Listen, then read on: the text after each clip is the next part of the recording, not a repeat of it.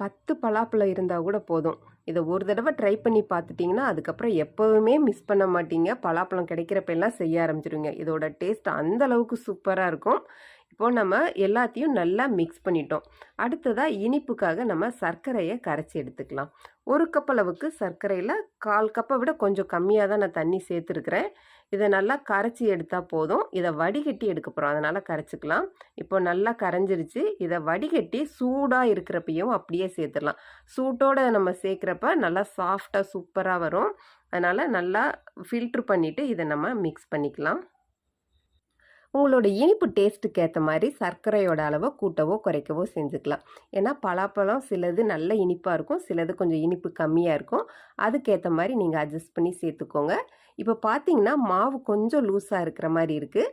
அதனால் இது கூட வறுத்த பச்சரிசி மாவு திரும்பவும் ஒரு 1/4 கப் அளவுக்கு சேர்த்துருக்குறோம்.